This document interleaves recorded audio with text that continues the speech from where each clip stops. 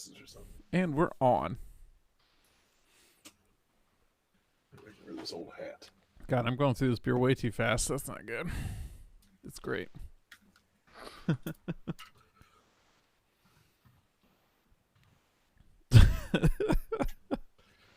That'll help distract everybody. Nobody will notice my bitter beer face. Yep, no one. Or my bitter Fernet face. For the Bronco face. Bitter Bronc face. Ooh, I have candies. Oh, here we go. Forgot I had these. I'm real lazy tonight. Usually I run downstairs to grab more beers during the show. I just brought the whole 6-pack up here. I was about to say, I thought you were saying it's like, yeah. it's like, I can't, I'm going through these beers way too fast. Oh, hey, I have more right here. Like, okay, John, you're sending really mixed signals right now. Mm-hmm. I mean, I've been packing my son's lunchbox with a few ice packs and just like a 6-pack for the last few times I've had drinks on the show. It's worked out pretty well. Saves me getting up. Saves the temptation to go pee during the show.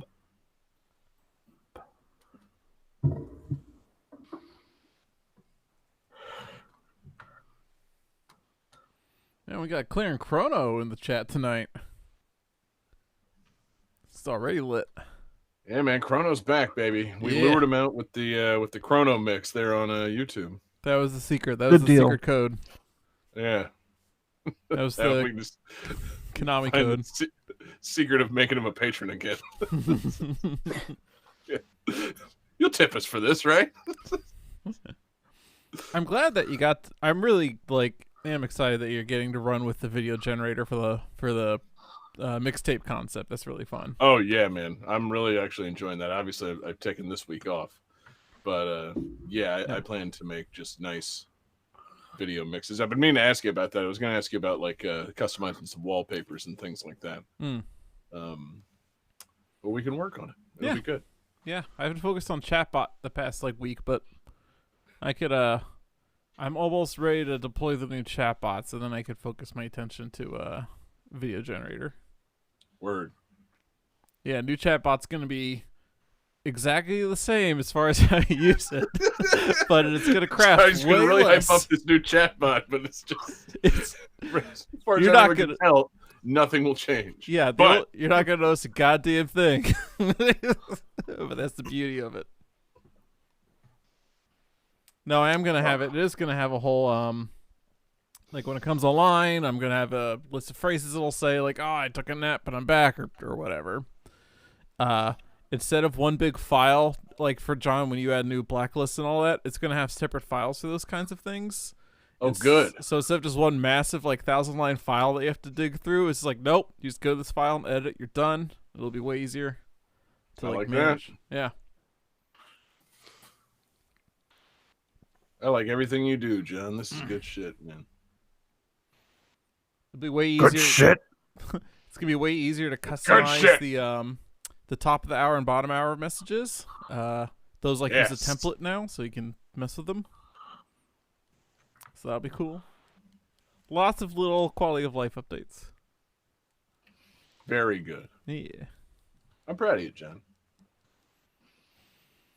And now let me just make sure that this sound clip plays on my soundboard. Uh-huh. You hear that? Nope. Cool. Checking those settings. Again, I don't even know why I'm doing this.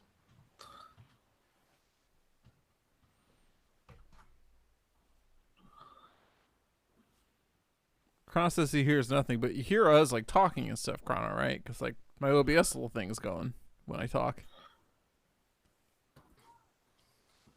You hearing that? No, I don't hear. No, don't hear it, John. Cool.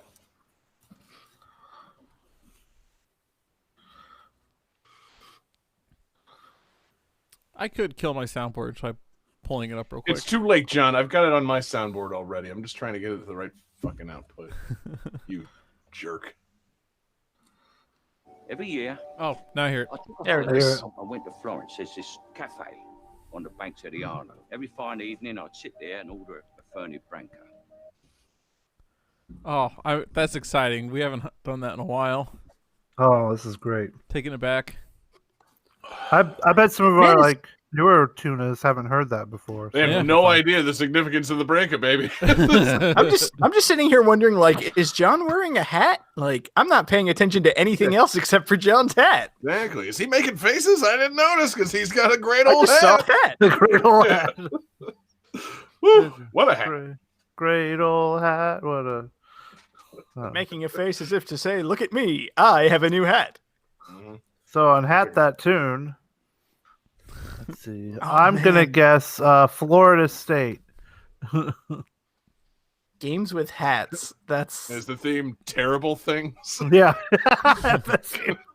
Yeah. The Knowles.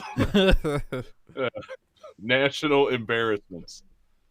Hey, okay, I got to ask you this real quick, John. My dad Okay. told me something about Clemson wants to sue Florida State because they said they wanted to cancel the game because they had COVID and they don't believe that they had COVID, so they want to sue the school.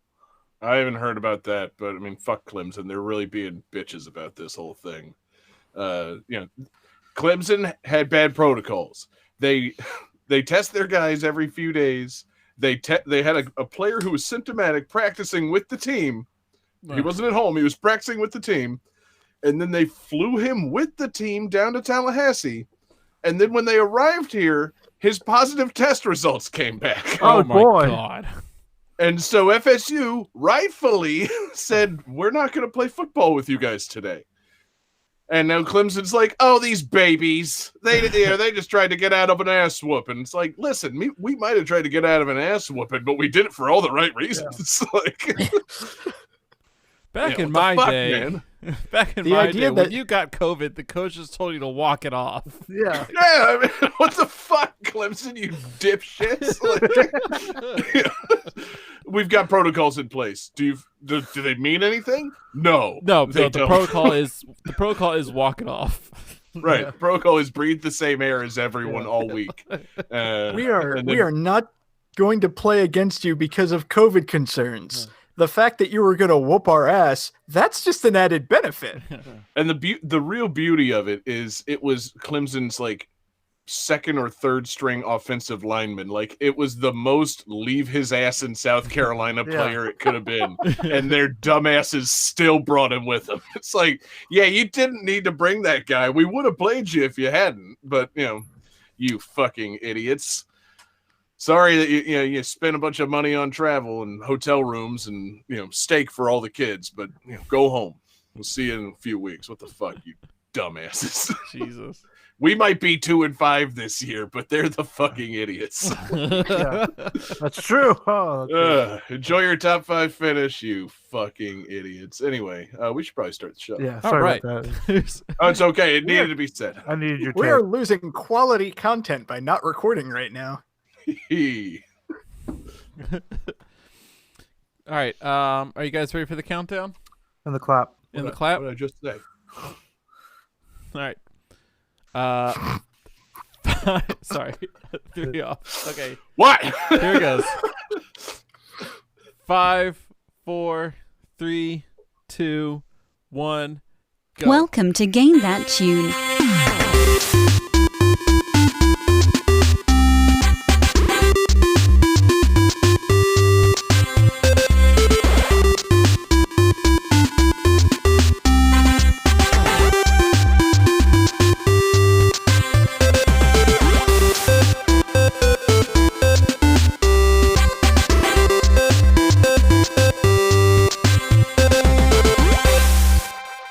Oh yeah, what's going on, everybody? It's Game That Tune back in the house once again. It's ya boy John Harrington here. We got John Regan with us. Say hey. Hey. We got David Fleming. Say hey. Hey, And we've got the champ Jesse Moore. Say hey. Hey. What's up, fellas? This is going to be a fantastic show tonight. Man, oh man, we got a great show coming up for Game That Tune, episode 225. And if you're just joining us here on Game That Tune, we're going to explain what you're in for tonight. We're going to listen to some video game tunes. We've each got 3 songs from a game. We're going to try and guess each other's games based on the songs with a little bit of trivia. We're going to Fernet burp. We're going to goof off. We're going to have a lot of fun. The winner at the end of the night gets to pick the theme for the next episode and play some bonus tunes. And our winner last week was the fantastic David Fleming. And David picked a fantastic theme for this week's episode. David, what do we got tonight? So tonight's theme is sprite games. Games with sprite art, sprite animation, games that use sprites. Yes, we will be obeying our thirst on tonight's episode. It is the Uncola of episodes. Wait, no, that's 7-Up's thing. Fuck. This Sprite really was just obey your thirst. I just realized that's why our Google Drive folder was named Obey Your Thirst. I did not understand that until just Come on, now. man. Did you watch TV in the 90s? I did. I didn't remember this theme as Sprite. I remember it as Pixel. And so then when I got to the Google Drive, I said Obey Your Thirst. Like, what the hell? God, what was the name of the puppet? Was it Scotty? Are you talking? Wait, you talking Little Penny? Penny, that's it. Yeah. Yeah, it was the Penny Hardaway puppet. Obey your thirst. I miss those days, man. But yeah, so it's not games to do with lemon lime soft drinks or any soft drinks. You didn't let me finish saying or any soft drinks for that matter, John. You really jumped the gun on Pepsi, man. I heard soft drinks and I had to do it. Soft drinks. That would technically be if the theme was Sierra Mist, but you know, Not for me. Yeah.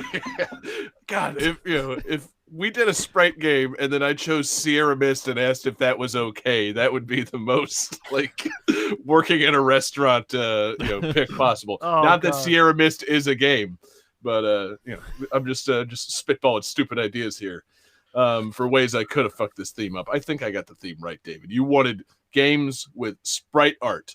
Not necessarily strictly sprite art, but the focus was supposed to be on sprite art. So pixelated characters, maybe some backgrounds. You want to talk about the little squares that come together to form the things. Correct, yes. Thank you. Cool. It's going to be a great show because we got I think we got a wide variety of games to pick from. We might be diving back into some old video game eras. We might be playing some current games with lovely modern sprite graphics. I think it's just going to be a lot of fun. It's for the recording for the live people, it's the night before Thanksgiving. Clearly, we're all in a festive mood. We got our drinks poured. We're going to be having a little extra fun tonight. It's the first time in years I bought myself a bottle of Fernet Branca. So I'm going to get extra classy Alfred trashed. Every year, I took a holiday. I went to Florence. There's this cafe on the banks of the Arno. Every fine evening, I'd sit there and order a Fernet Branca. Ooh, and baby, did I put a lot of Fernet in this cup. It's going to be a good night, everybody. So, Johnny, let's get it going, man. Let's start with game one. Game 1.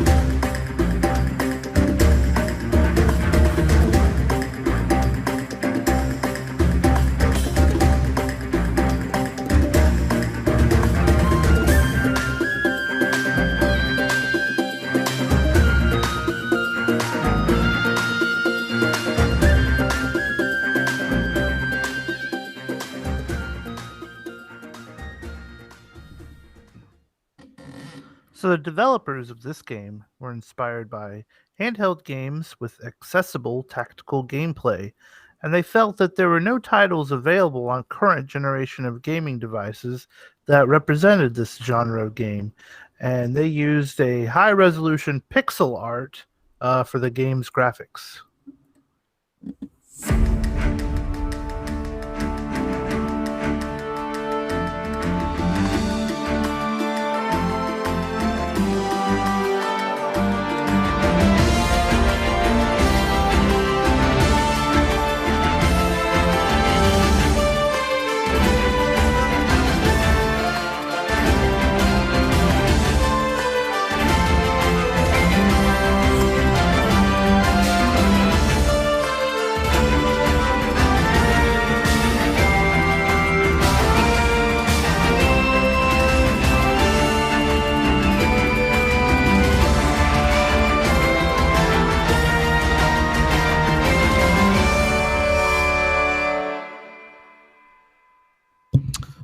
All right. How you guys feeling after that groove? You actually kind of broke up a little bit for me. Can you give the trivia one more time? Oh, okay. The developers of this game were inspired by handheld games with accessible tactical gameplay. They felt that there were no titles available on current generation gaming devices that represented this genre, and they used high-resolution pixel art to create the game's graphics.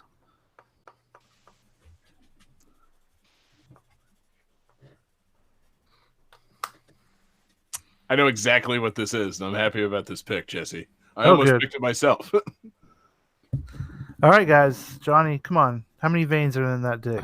I'm trying to draw a pixel dick. It's just not working. Oh. I don't know what I'm doing. Ooh, that looks... You need to see a doctor. That looks like Oh. a creeper. Oh, David. David says Final Fantasy Tactics 2. Incorrect. And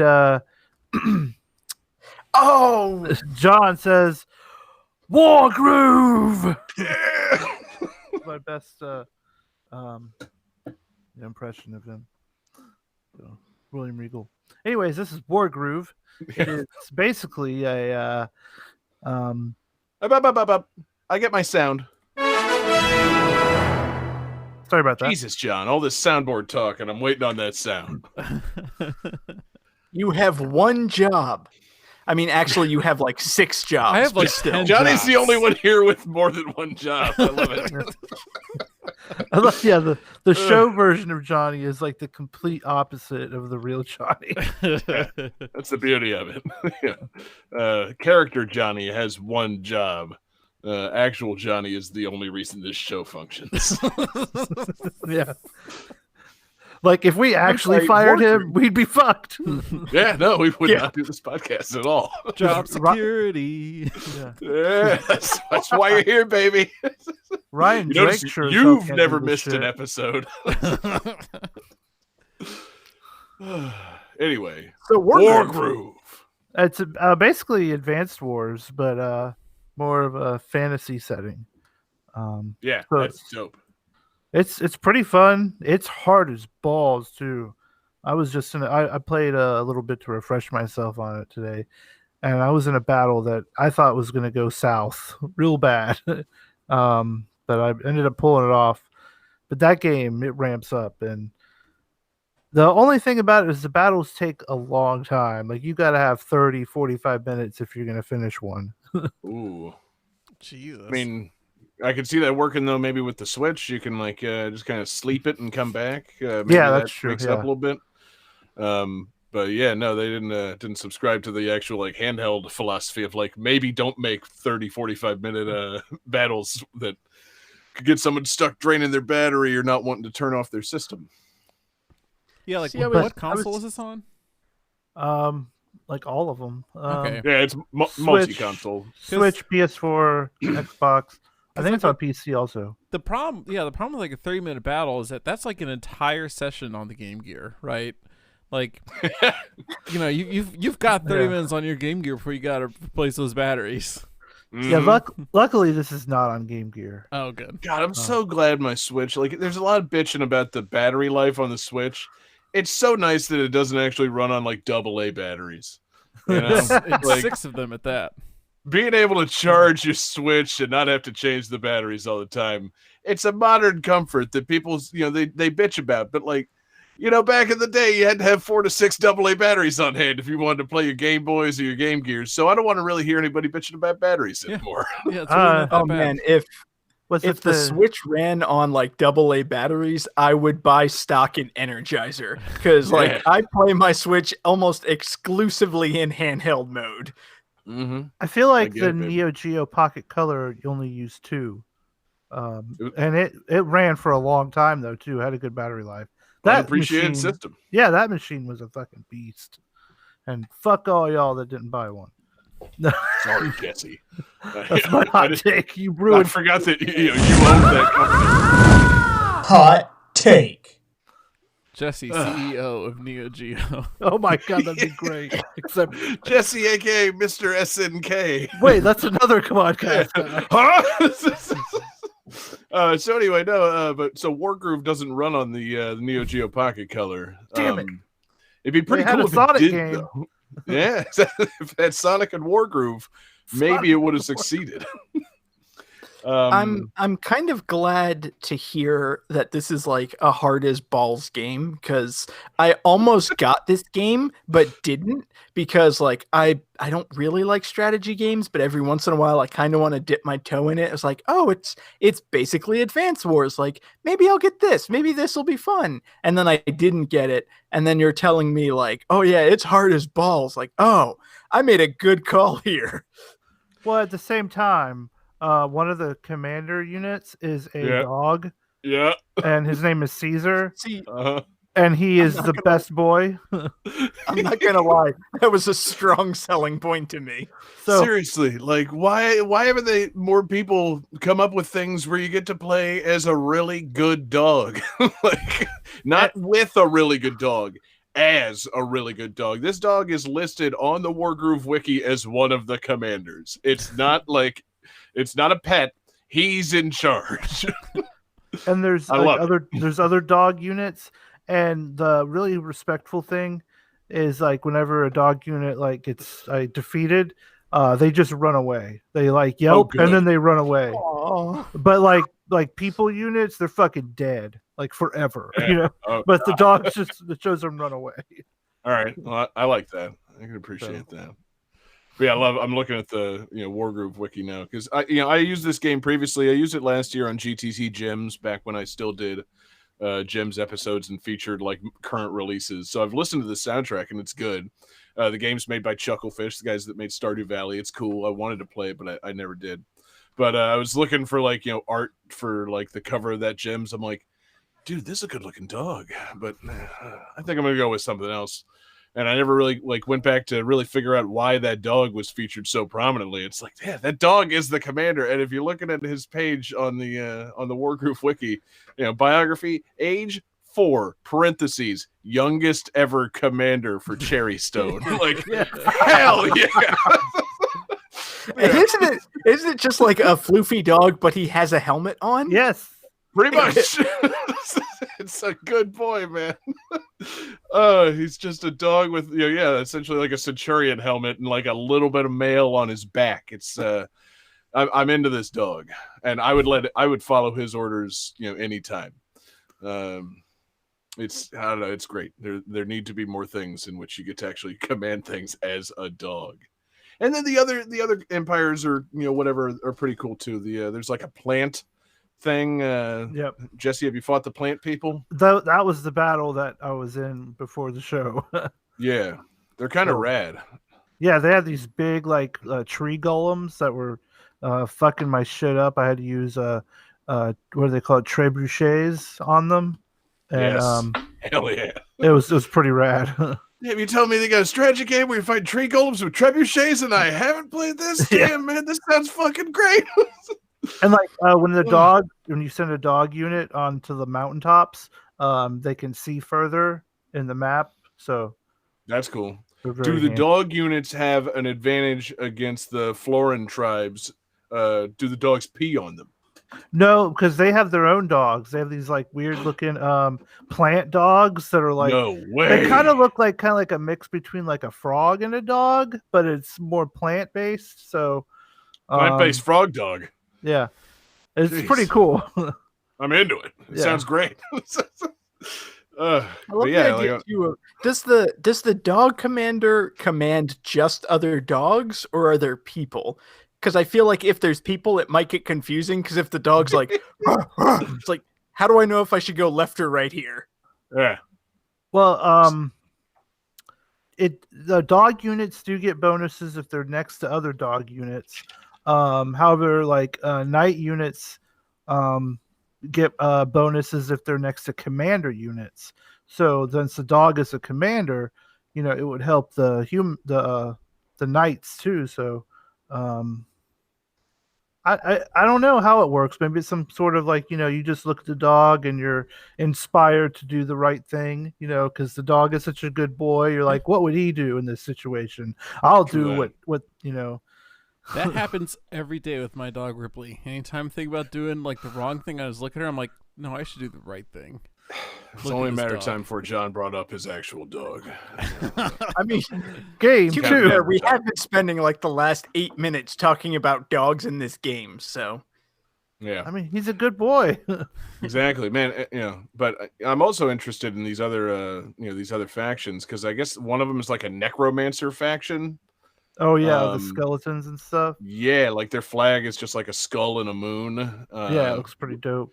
And like I think one of their commanders, it says like, the commander is cobbled together from the parts of fallen warriors. I'm like, I'm sorry, is this unit is the whole unit skeleton zombies and shit? Because this game, man, this has sounded better and better. Like you got your basic hero unit, but the commander's a dog. You've got the crazy plant people with like their rad weapons and their fucking plant-based frog dogs. Then you got like the bone people. And then I guess there's another empire that's nothing terribly awesome about them. It looks like they. Okay, hold on. They're this it looks third like, world country. Okay, the dog actually, people, the plant people, the bone people, and other. And Cleveland. No, see, that's the thing. I'm clicking through the wiki and just clicking on the names, and I'm like, well, I don't know, Heaven Song. But then I'm looking and like, talk about sprite artwork. The sprites for like the commanders are fucking dope. And it seems like these people are like Egyptian samurais. So that it sounds seems cool. like everything in this game is rad as shit, man. Like this, why haven't I bought this yet? Besides the fact that, like David, I don't like strategy games. Like this has all the trappings of a game that's like fucking dope, except for the game that it actually is. I don't like strategy games. It's hard as hell. I'm glad I didn't buy it. The commander is a dog. There are plant people, skeleton people, and Egyptian samurais. Fuck, I'm mad I didn't buy this. Yeah. Well, it's on Game Pass. Exactly, David. So you can grab it on Game Pass. Cool. I'll get right on that. Okay, and correction, one of the Egyptian type things, it's like a kid riding in a backpack on like an Egyptian Mokujin from Tekken. Like, dude, this game looks rad as hell, man. Like all these characters have something, like every character I'm looking at has something really fucking cool about them. Like either they're a fucking ancient robot, or they're a zombie skeleton commander, or they're a plant holding double scythes, or they're a fucking dog. Like this is so cool. Like, oh, I'm in love with this game. Yeah, it's pretty fun. I might stick with it a little bit because I've been itching for a strategy-ish game, and it's not as like it's simple enough to know how to play it. It just gets challenging. So yeah, I'd say stick with it, man, because I want to know about it. I need you to tell me about this shit. This is going to be like my new pro wrestling. I need to know how you're doing in this game. I want to watch it and keep track of the storylines through you. I want to play this game. I'm not going to play this game. You play this game instead. Well, that's the whole thing. Also, I'm not a Game Pass boy, so I'm not gonna fucking drop 20 on this on the Switch eShop. I don't have time to play the games that I already own. But this this game has captivated me with this fucking awesome sprite art and every character having something rad about it. Like, damn, I want to get into this. I can't, but Jesse is, so he can report back to me with how dope this fucking game is. I'll just stream it one day or something. I think you should. I'd watch it because I would gladly watch that stream. I like the idea of strategy games. It's the playing of them that I'm not good at. Like, I'm willing to try. I'm just not successful at it. So it's just it's a fool's errand. It's not my best use of Switch eShop money to get this game for myself. But Jesse, this pick's fucking great. Because and again, I don't know why it's called War Groove. Is there a groove system to it? Is it like Crypt of the Necrodancer, or is it just a war game with great tunes? I haven't seen anything in the game that says anything about grooving. You haven't been attacking on rhythm? Yeah. No, there's no like rhythm based anything. I mean, the music is good, so I don't. Maybe there's an army that's like a fucking rock band. Oh man, maybe that sounds cool. like the least cool of all the units, but I'm still like here for it. Like, hell yeah. Rock band army doesn't beat dog army, skeleton army, fucking Egyptian ninja army, or the plants. Yeah, that's right. Even the plants are better than the rock band. But what if the rock band, each member was one person from each of those different tribes? Now that's interesting. Like that's kind of like a super group. That's basically Gwar, isn't it? Like, I'm pretty sure it's exactly what Gwar is. Yeah. Gwar Groove. There you go. Dude, yeah, Gwar Groove is the sequel. Yeah, they gotta get those guys on the phone. Oh Jesus. I love he's in it too. That like the rock band is the least interesting out of all of the groups. Yeah, exactly. Because even the hero faction is like, okay, yeah, these are just like the armored heroes. Oh, they're commanded by a dog. Immediately more interesting. Oh man, imagine Gwar, but the front man's a dog. I'm into it, John. As long as it's not your dog. Oh. Game 2. Damn right.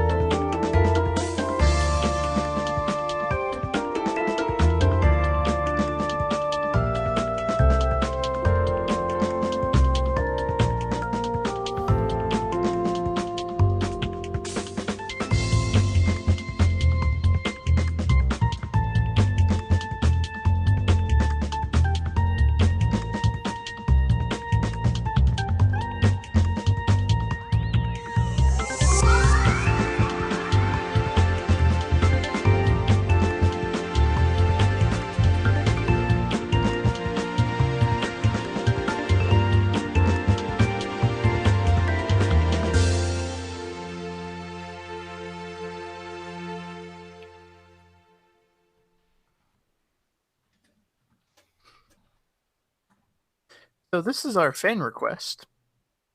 And let me get the trivia thing. For many years, an NPC in the Hennessy's era, in the Hennessy's area, featured an 8-bit sprite of Bub from Bubble Bobble as a decoration. This has since been removed due to copyright issues.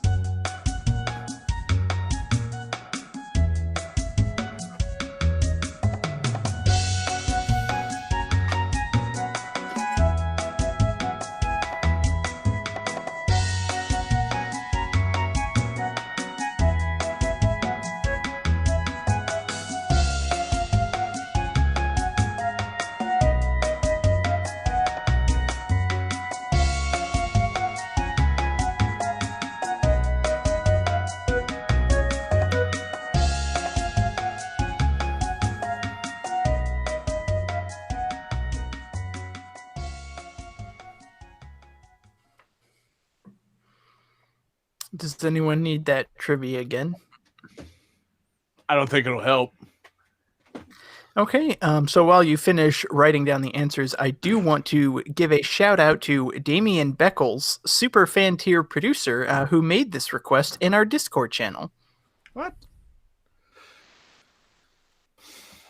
That's troubling. All right, so John Harrington says Jizz Jick Ribbit. I think we'll need to check the spelling. Good on luck that. pronouncing that one, motherfucker. Jesse says Pokemon Black and White 2. Sadly incorrect. I believe John Regan has the correct answer. This is Maple Story. Son of a bitch. So yeah, shout I out realize to now that was requested before you posted this current theme in the thing, because I believe Damien's been kind of hitting that Maple Story drum for a few years now. So yeah, shout out to Damien as well as Taylor Y, who seconded this request. Once the theme was posted, Damien said in our Discord channel, like, "Oh wow, Maple Story uses sprites. I've been wanting that forever. I'm gonna pull super fan tier producer like privilege. Let's get this on the fucking show." I was like, They're you know allowed what? to do that. I was looking at the request. There were a couple old Genesis games that seemed fun. There was Pokemon Black and White 2. I've played that. I thought about using that, and then I was like, oh, well, Maple Story 2, let me listen to the soundtrack, and this soundtrack is surprisingly soothing and fun. I really like this soundtrack. Curses.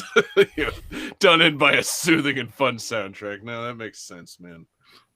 My problem for stuff like that, this is a problem running a podcast and like taking donations for things. Somebody says Maple Story. I don't know what it is. I haven't cared to find out. It's that Canadian game, right?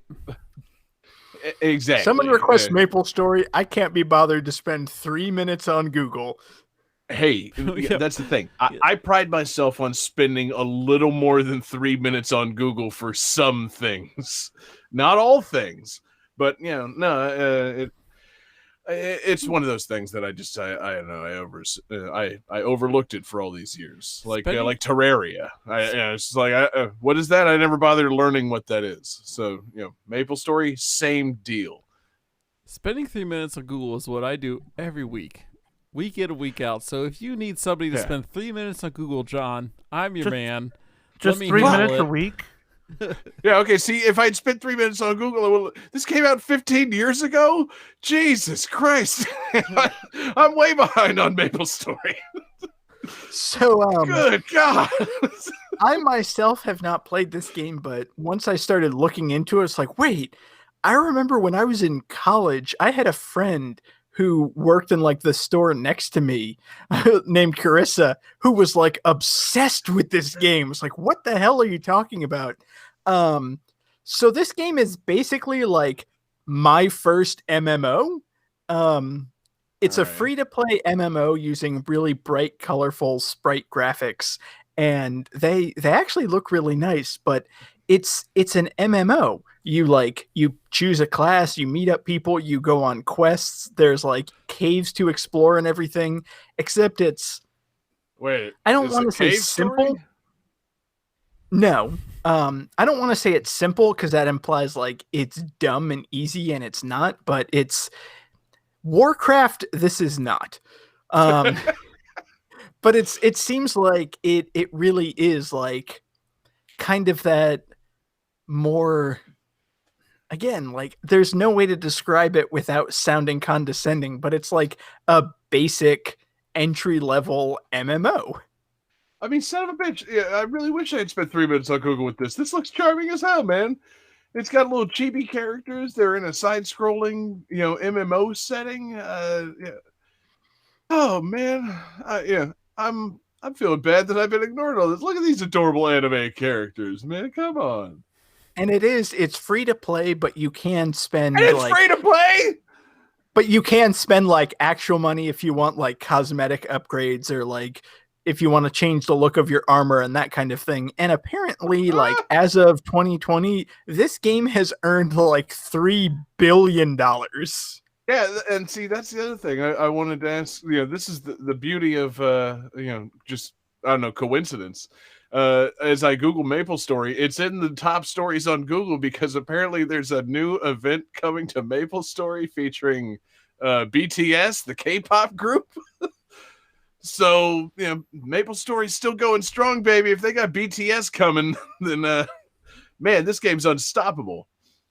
I mean, it's a Korean game. Like, it started in Korea, and then the next region was, like, Japan and Southeast Asia, and then eventually it came to, like, Europe and America. They did shut it down in Brazil for some reason. Probably because they didn't bring it out on Sega Genesis. Is that why? Master System. Sorry. Yeah, exactly. Any opportunity that John and I can school Johnny on Sega knowledge. Only in Brazil, baby. That's right. Me and David, the boys from Brazil. But yeah, it's a charming game. It looks adorable and fun as hell. Again, I myself have not played it. John, you have not played it. John, have you not seen the boys from Brazil? Have you played? I believe MapleStory? We're looking at them, John. Yeah, baby. I've played it. I'm giggling because I got that reference. David doesn't seem to care that I just declared that we were the boys from Brazil. I'm sorry, I just want to go, Jesse, you have played this? Yeah, it was a long time ago. I remember there was a whole bunch of different like Korean-esque type MMOs, like Ragnarok Online was big. This one was big. There was one called Gunbound. There was this other one that I liked where you had a jackhammer. And so like you could like spend most of the game just like jackhammer in the ground and finding things, and it was real weird. But yeah, this is just, to me, it was just another one of those, The thing that was weird, it was a side scroll, like 2D, so it was like had some platforming elements and stuff. So it was interesting, but it didn't keep my interest. So Yeah, that's why like it doesn't seem like it's the big expansive free roaming because it's a 2D side scroller. Like it seems a bit easier to sort of wrap your head around. So that's why again, I feel like it's baby's first MMO. But it's got a charming as hell soundtrack. I think everything about this game seems charming, and that's from a completely outsider's perspective. Like, this is something I would never play. Something I obviously have spent 15 years not knowing about. But like, this everything about this looks charming. I'm a little disappointed that I didn't know about it until now. I'm impressed it's had the staying power, Diggs, because this first came out like in Korea in 2003 or something like that, and I feel like I was looking at the American release date. God, it's 17 years old in Korea. Yeah, and back then, like MMOs are popping up left and right and dying left and right. So like this managed to be the little mouse that churned the cream into butter and rise to the top, right? Like that's what it did, and managed to stay up there. The little mouse. I feel like the analogy you're looking for is the little engine that could. No. I'm looking for Mr. To make butter. Really want to talk about those butter rats. Oh, that's my favorite band, the Butter Rats. I'm sorry, Johnny. What analogy did you make? What are you talking about? Fucking Butter Rats, man. Fucking analogies lately, Johnny. I mean, really, the butter rats are basically just like jazz. I was about to say it sounds like the name of a jazz singer. Butter That's why I Rats thought Troy. this was Jazz Jackrabbit. What the fuck, man? Oh man, 2 little mice fell into a bucket of cream. One of the mice he just gave up immediately and drowned, but the other mouse he kept going so hard that he churned that cream into butter and he rose to the top. Oh, And Maple's story is that mouse. but then the butter's got like rat. It's rat butter. Yeah, No, It's like, okay, one of It's the mouse mice. butter. Okay. One of the mice turned it into butter and escaped. The other mice drowned and died, so you're still getting butter with mouse parts into it. Yeah. Johnny. Yeah. I mean, like, the mouse that escaped, did he sell the butter? Because that's fucked up. Like, Eat my friend. sold the butter into like a king. I made it with my own hands. What's with that tail? It's a bonus. It's a prize in the butter. Survivor's Guilt's a funny way of saying millionaire.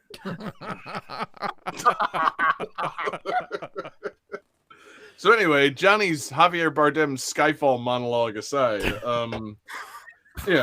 this fucking game, like I'm charmed by it. I'm devastated to know that I've been overlooking something so cute all this time.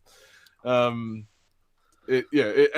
love that it's still going. David, you're a big fan of BTS, the Korean pop group, right? So you can speak to their upcoming collaboration with MapleStory. Yeah, they're dynamite. I have all of their albums. The bitch was importing them, but the fact that importing their albums from Korea.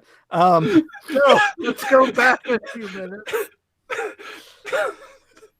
The cadence of your speech implied that you know someone named The Bitch who was importing these K-pop albums. That's definitely the name of somebody you meet under a bridge. Okay, so like apparently y'all are like clicked in with the Chicago Asian music scene.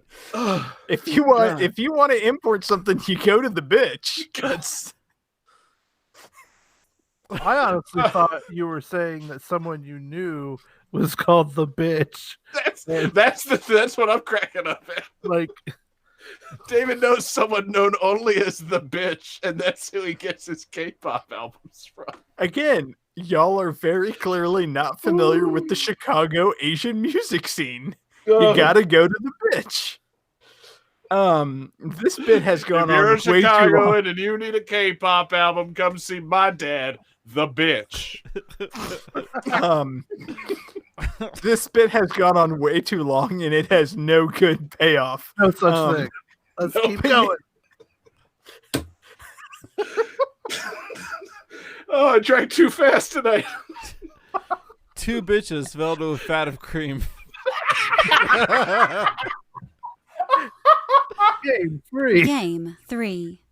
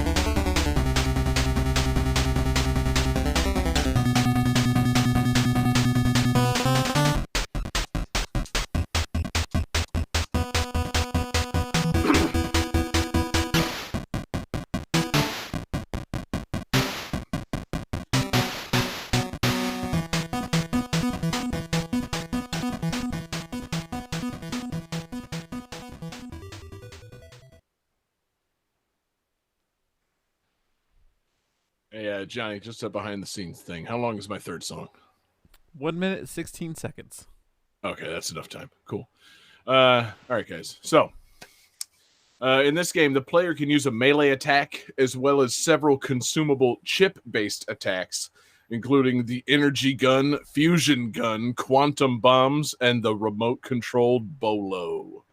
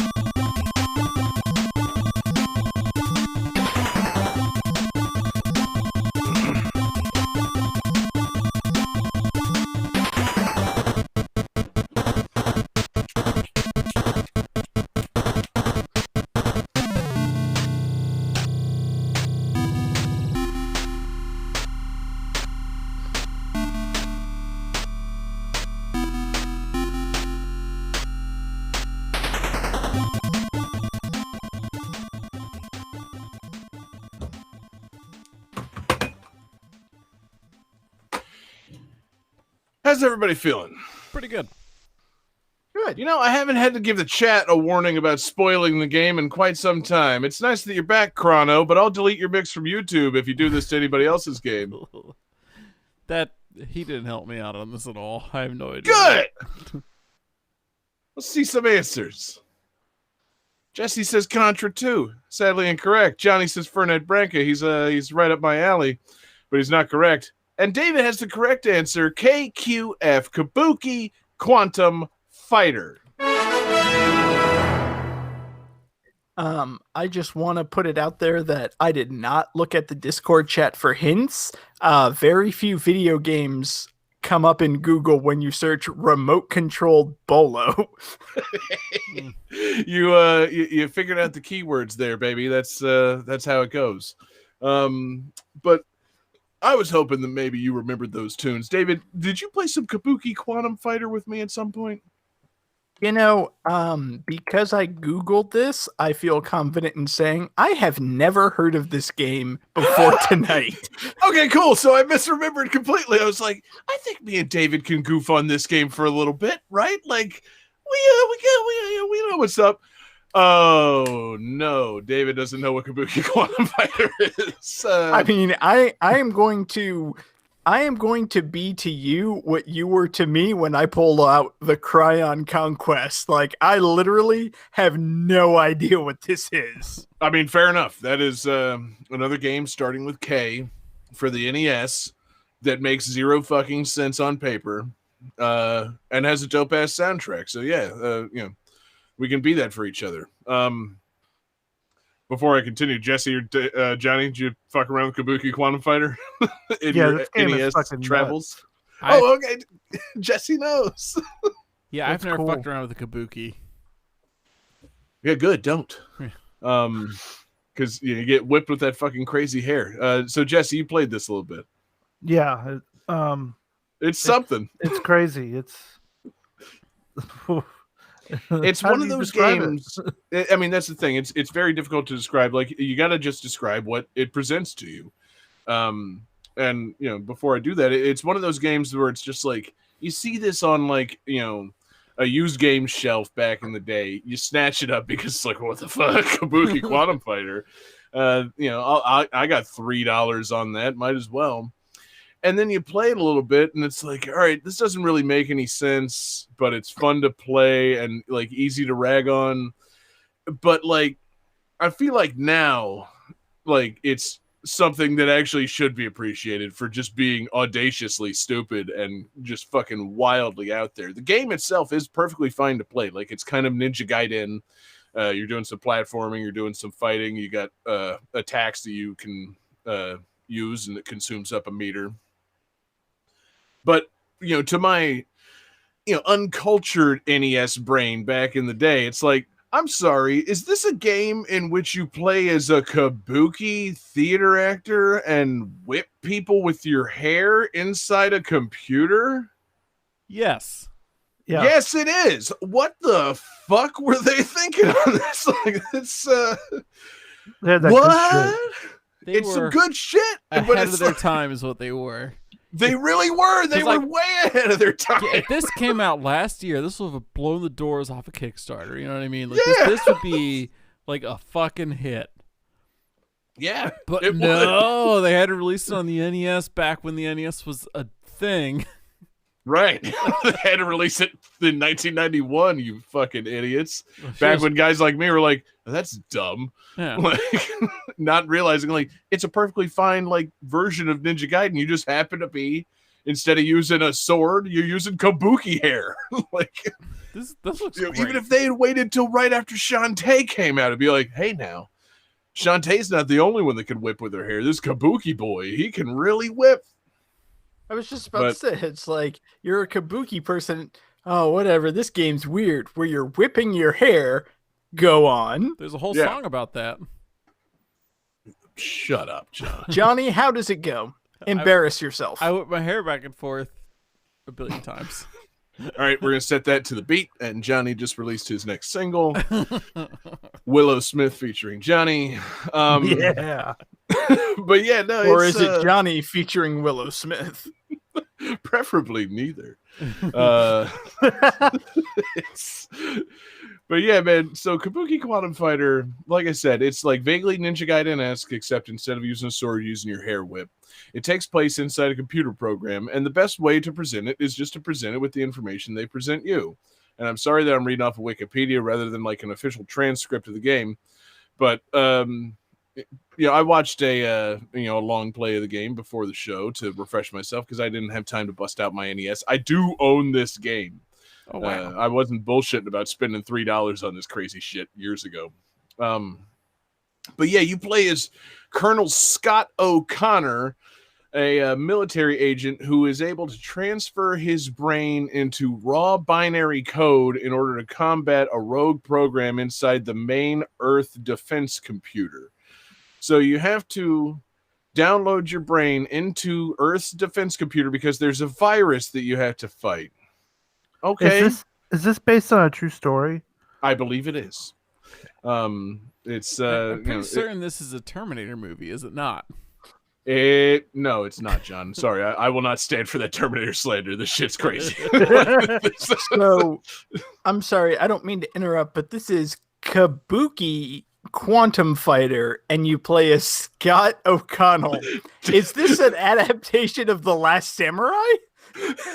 There's one of my big kickers for the problem with this game. The translation for America, for some reason, landed on the name Scott O'Connor.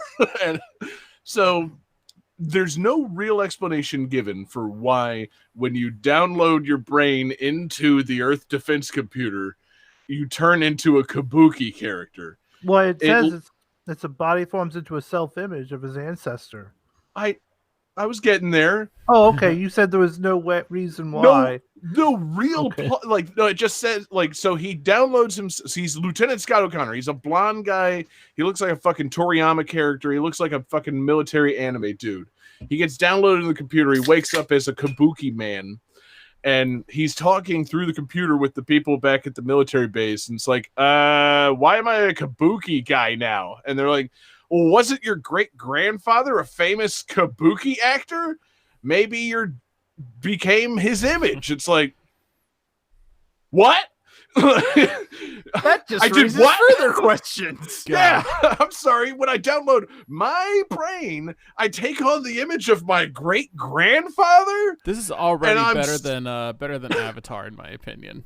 I mean, it's pretty good. And I'm Scott O'Connor, again, from presumably Ireland, and his great-grandfather was a Kabuki actor, the famous Kabuki actor. Like, it boggles the mind. It's just, if all they had to do was not name the character Scott O'Connor, or have it be some crazy thing where it's like, yeah, the computer, when you download your brain into it, it reflects your innermost desires. So you're not telling us something, Scott? Did you want to be a kabuki actor at some point? It's like, yeah, I did. I wanted to be a kabuki actor with murder hair. Oh, you got me, guys. Okay, well, I better stop this virus. Cha-cha-cha-cha-cha-cha-cha. Like, Oh man. like All right. So, Here's like, I hate to admit this, but I think you're kind of actually like you're basically replicating my Quantum Leap fan fiction right now, because there's definitely a thing I wrote where Scott Bakula becomes a kabuki fighter. Scott Bakula O'Connor. I mean, honestly, this would also be well served as a Quantum Leap game. Like, you download your brain into something, you wake up as something different, and you do something. You got to write what once went wrong to leap into the next life. and then Inside the Earth's defense computer. hey cousin, this is your cousin Marvin Platinum. Your cousin got Marvin Ziggy. I got a game idea that you're really gonna love with this woman, and she uses her hair to fight with it. I like it. I like where your head's at, man. But yeah, it's I mean, just based on that plot point alone, it's baffling to me. But the game itself is fun. You're doing Ninja Gaiden shit. You're doing like some swinging, some traversing, using different weapons. The main other thing that gets in my sticking point is you've downloaded your brain into a computer. Why does the inside of the computer take the shape of a platforming level of any kind? This game should be way more abstract than what it is. Like, it's a platforming level. Essentially, it looks like a Ninja Gaiden level where you're fighting enemies. And then, like, the second level, there's, like, waterfalls and, like, ice platforms. And, you know, it's just, and, like, very quickly, it's like, well, I guess the inside of the Earth's defense computer looks like, you know, fucking NES game. I don't know. We couldn't really zazz it up all that much. So The Earth Defense Computer is just running on an NES. yeah, Like, you go to NORAD, you look at the big screens, it's all just an NES game. that's why it was so vulnerable to virus attack. That makes sense.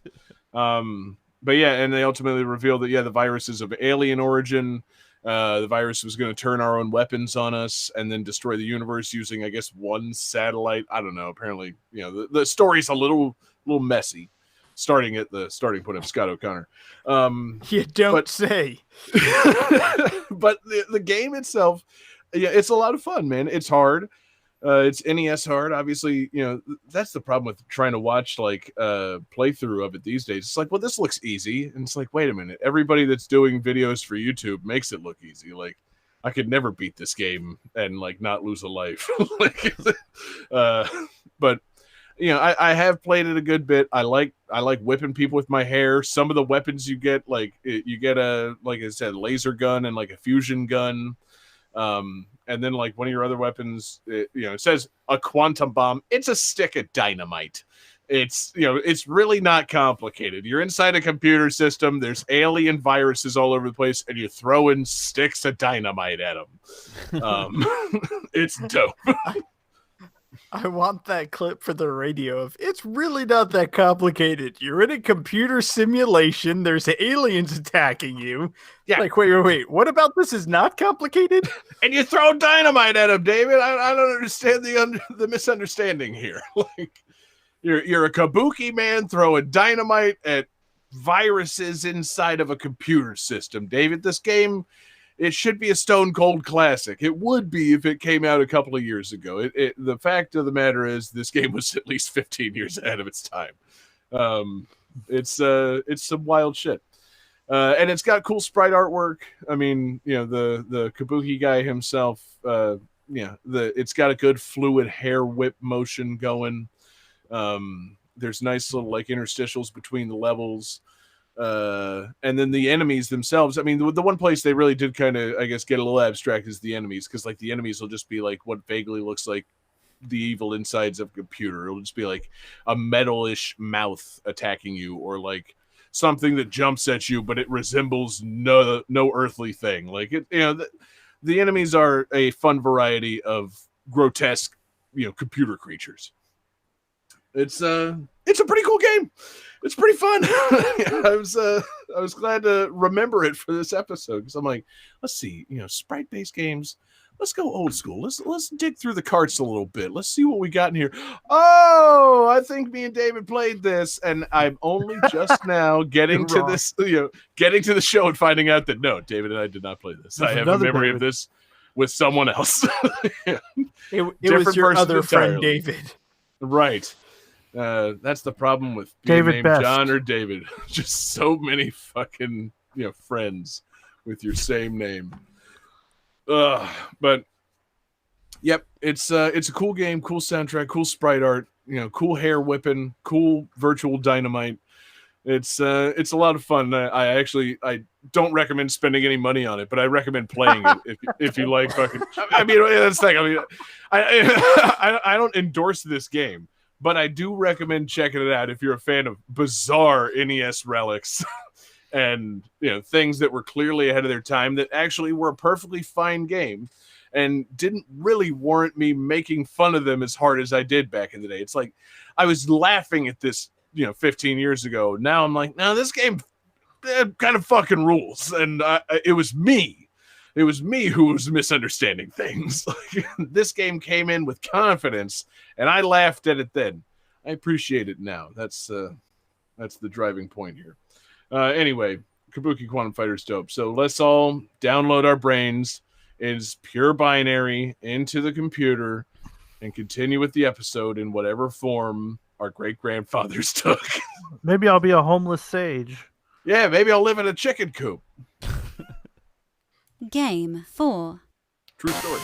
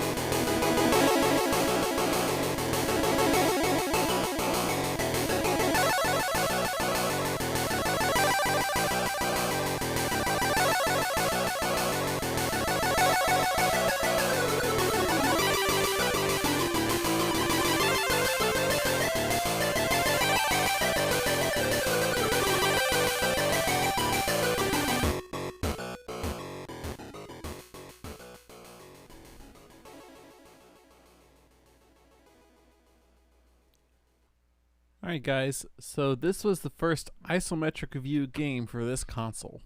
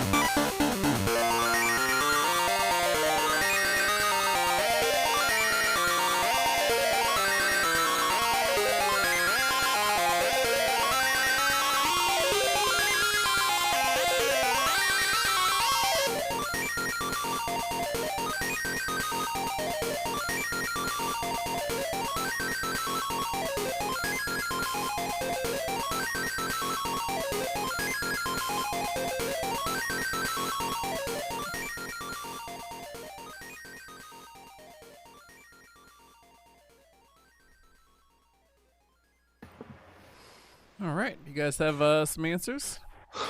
This is what I think it is. You got any other trivia there? Nope. Just Word. isometric view on the I can tell you the console if that helps. Please. The Game Boy.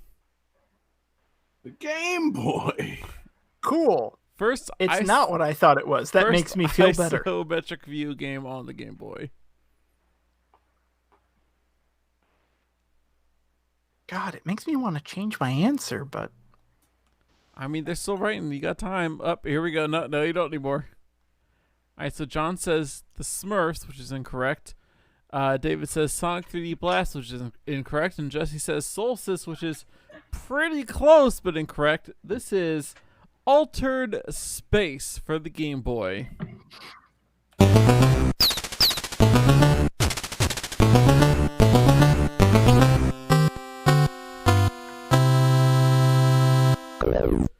So yes, this is Altered Space, programmed by Mike Fallon and composed by Jeff Fallon.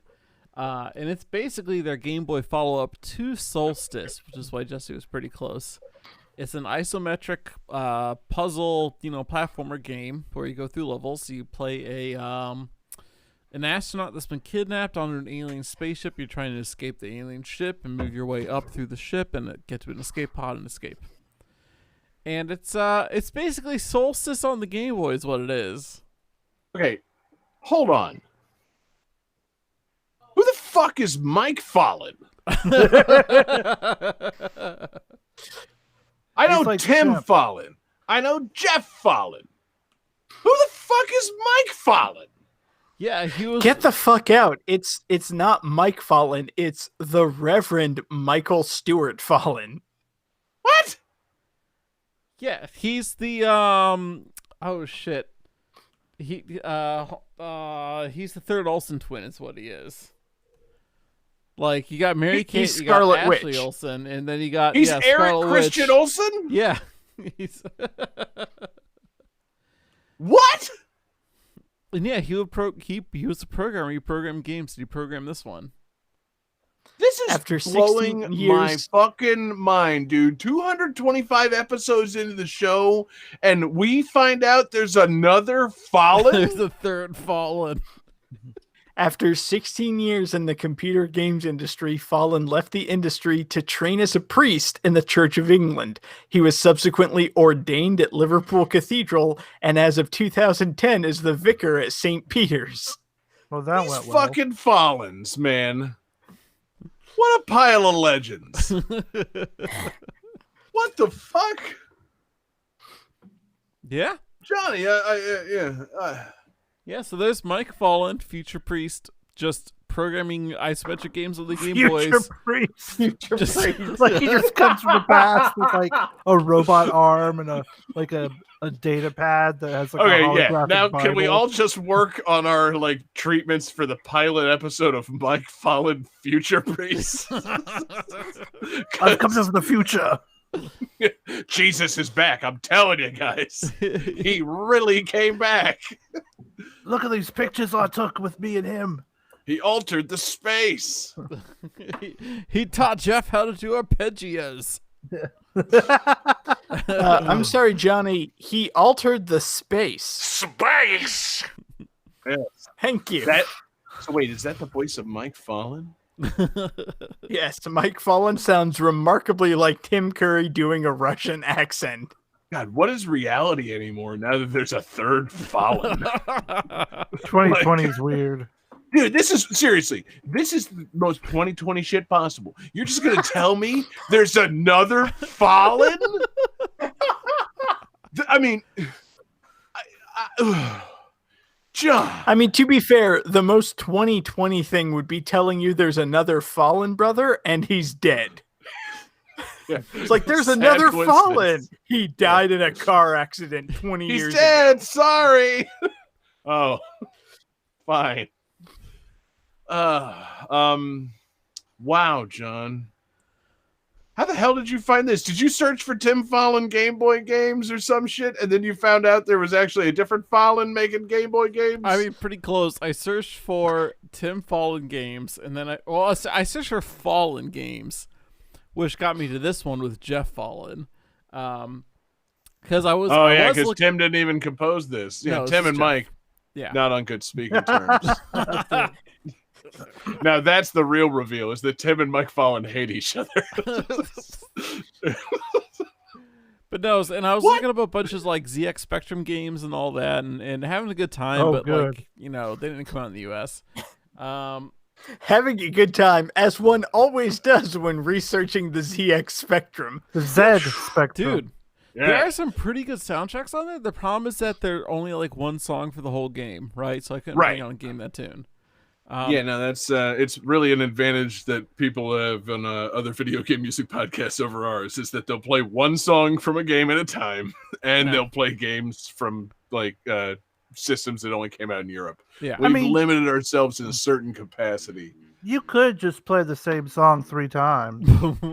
What are we gonna do? Stop you? Yeah, I you're mean, right. you could do that. You're the champ. I can't pull shit like that. I could pull shit like that. We could all pull I shit could've like done- that. It's called Could have done that last week with that that Tekken 6 yodeling song. I really should have just done that. Pulled a serious rank. Did 7 minutes of yodeling. God, But- that was so good though. I'm still just Johnny. You got me throwing for a loop, man. So Yeah, this game's this is- pretty it's pretty cheeky sometimes. I have to imagine this is what Luke Skywalker felt like when somebody told him there was another Skywalker. Like me being told there's another Fallen. It's like, hold on, whoa. You got a Don't you sister. just die right now after that reveal. I'm gonna need some further information. Is it someone I've kissed? Have I kissed Mike Fallen? You got an address? If I kissed Mike Fallen, I episode think title. We're sitting here talking about kissed some altered British space. men. Was one of them Mike Fallen? We're talking about altered space for the Game Boy, and John immediately jumps in with, "I kind of feel like Luke Skywalker," and like, I want to see where this is going. Hmm. Like, what? You tell me there's another, and I'm just baffled by it, and also a little horny. So yeah, this game's pretty fun. Horny. You can beat it in about 7 minutes if you want Oh, to. you sure can. Wow, John, that's 3 times the time it takes me. Like I watched one long play video of somebody taking like 45 minutes to finish the game, and then I found a game facts that described how to beat the game pretty quickly, and I found a video where somebody did that path, and yeah, like 7-8 minutes to actually finish the game, because it has like secret exits in some levels that take you to like let you skip a level kind of thing. Like in level 1 you can skip level 2 and go straight to level 3, and then level 6. Oh, is that what skipping level 2 does? And then level 6 blew my mind, because when you get into level 6, there's a transporter right there in the first room that you're in that takes you to level 7, and there's a door to leave. And apparently if you leave through the door, you just get ambushed immediately and die. Like level 6 is just like, no, go on to the thing and get up to level 7. Like don't do this level. Like level 6 is kind of, it's like a joke level, I guess. Interesting. Kind of interesting. This is just. I'm sorry, John. I'm baffled by this. No, And yeah. Also, It's. go for I mean, it. have you seen Solstice? It's Solstice for the Game Boy. It's the same game. Yeah, that doesn't make me want to like or play it. That's the thing. Like, Solstice. Oh wait, no. Okay, Solstice, fine. Equinox is the game that I've got a podcast long history beef with ever since Alex requested that shit for us back in like episode 6 or whatever. Like, not interested in Equinox. And I know Equinox is the sequel to Solstice. But yeah, no. I think apparently this it is the sequel to Solstice. Oh my God! So it went, Solstice. Then they altered the space, Yeah. and then you got the Equinox. Then you got Equinox. Gotcha. But is this canon Yes. to the story of seasons or whatever the As- fuck as that I series shrug, you yes, would call yes, it's absolutely canon, sure. Of course it is. Why wouldn't it be canon? Yeah. Solstice 90, Altered Space 91, Equinox 93. Yeah. See, but Equinox is listed on Wikipedia as parentheses Solstice 2. So, what is this? Solstice 1.5 HD remix? It's Solstice 358 days over 2. That's what it is. They altered the space and the naming convention. Son of a bitch. Solstice Chain of Memories. They altered the space and the card battling system. Gorge. God, if you could play this game as Goofy, I'm in. I mean, honestly, I love the soundtrack. I love Jeff Fallon composing on the Game Boy. I'm gonna find some more Jeff Fallon Game Boy soundtracks and look that up because I said the Smurfs because it was composed by Alberto Jose Gonzalez, who clearly just studied the Fallon playbook on Game Boy and makes like the best Game Boy soundtracks. And I was like, oh, okay, so Johnny picked like a Turok game or something. No, you picked a Fallon game, which was studied by Alberto Jose for later games. So. Do you think he knew who Mike Fallon was? That's the real question. Does Alberto know Mike Fallon? I don't know because I don't know these men. I speak of them with familiarity. I've never met these men. Like, John, I would love to get Alberto on the show, but I don't really know him. I want to get What Mike are you talking about? show. They are close personal friends of Game That Tune. I mean, in fairness, Alberto is definitely in the VGM podcast fans group on Facebook. So, like, we could get in touch with Alberto Jose Gonzalez and get him on the show at some point. That would be amazing. Which would be pretty fucking dope. As for the fucking Reverend Michael Stewart Fallon, I'm not sure if he's available, but I'd be into interviewing him just to honestly, like, seriously, I want to know who are you? Who the fuck are you? There's a third Fallon. It's you. Explain, please. Who let this happen?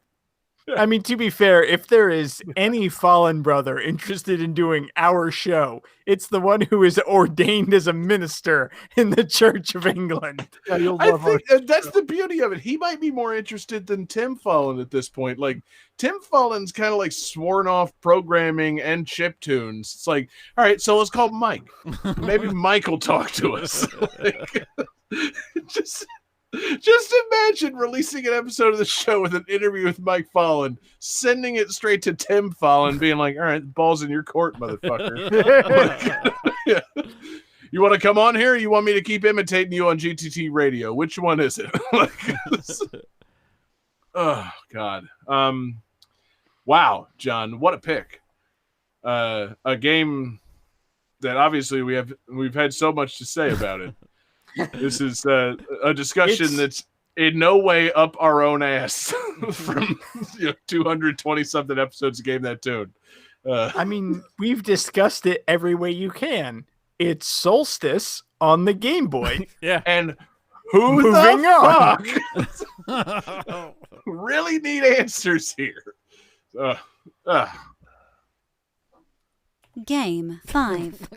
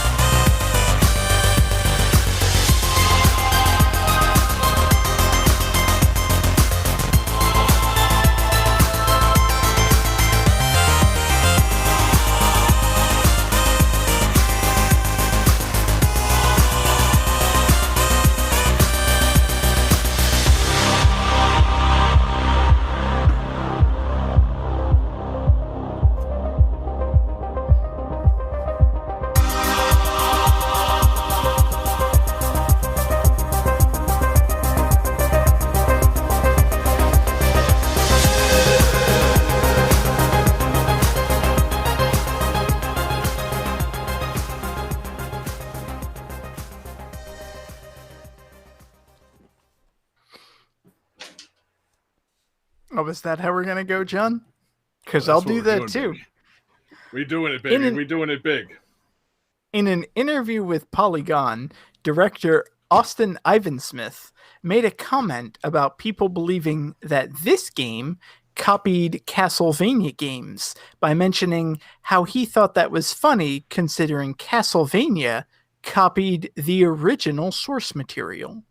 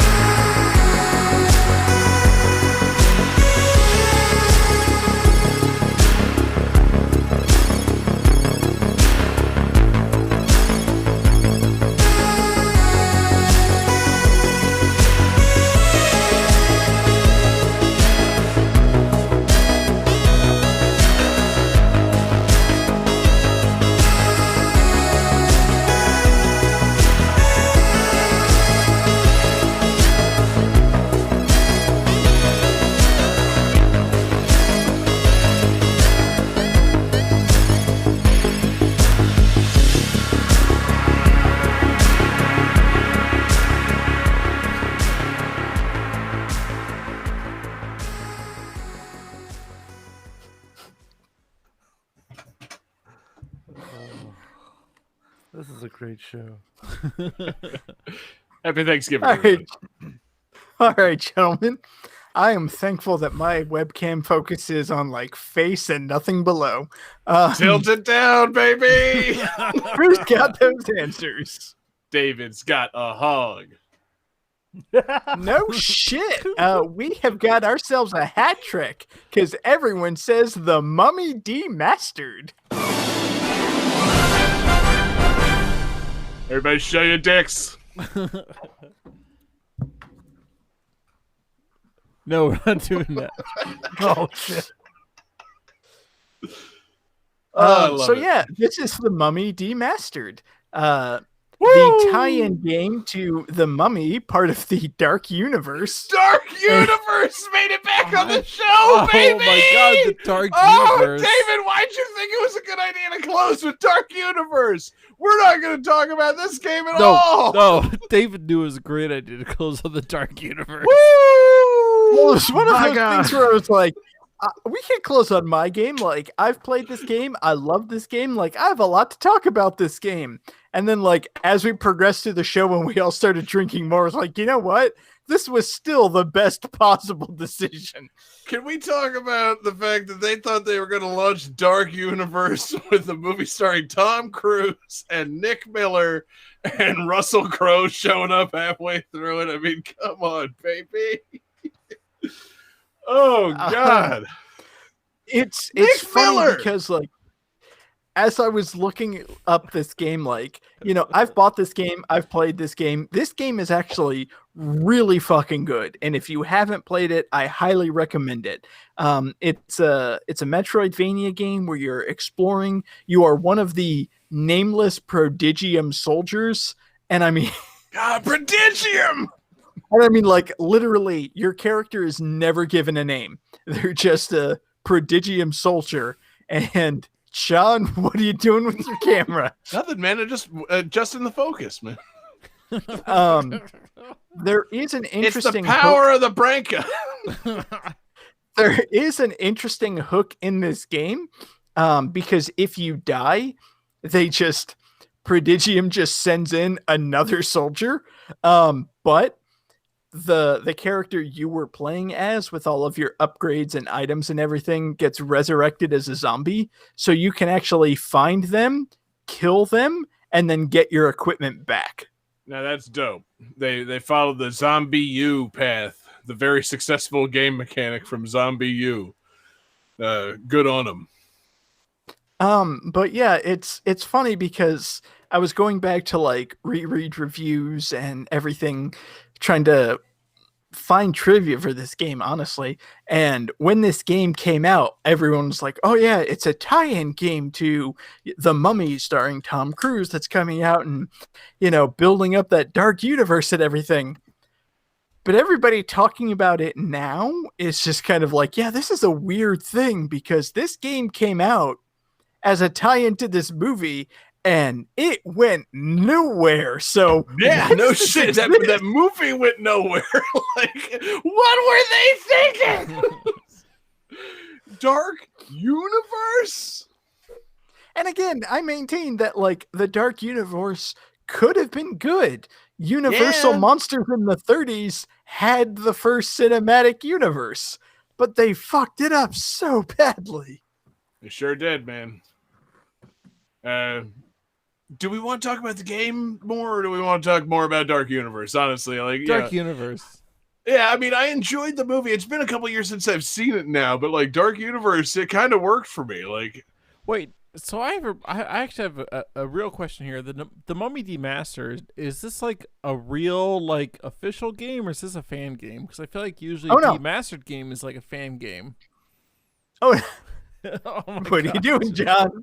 Don't worry about it, man. I'm just working on the focus. No, this is a real game. So they tapped WayForward to do the license. It's a WayForward game? It is. WayForward has done a lot of licensed games in the past. They did like the Thor DS game. Like they've done a lot. And they tapped them and they're like, okay, so we want to do a mummy game, and we've got this Dark Universe and the Prodigium, and they're like, okay, cool.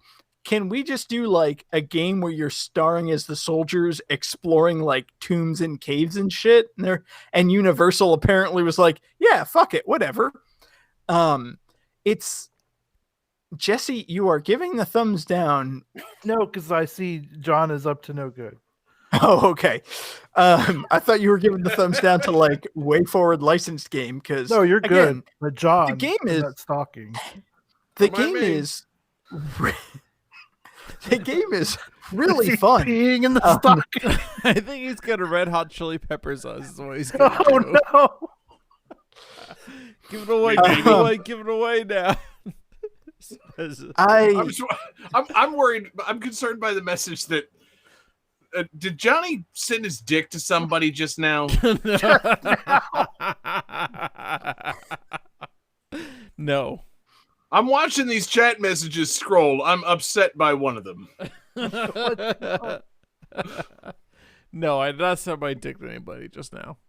Okay, just now? Good. Yeah, because that's like thing. Last week. I don't want to click through all my fucking Discords and mark them unread in an effort to avoid your penis, John. I've seen your supposed penis. Supposed. Yeah, I don't need to fucking witness that again. Sorry, David. There's a lot of penis things going on in this game. It's a fun game.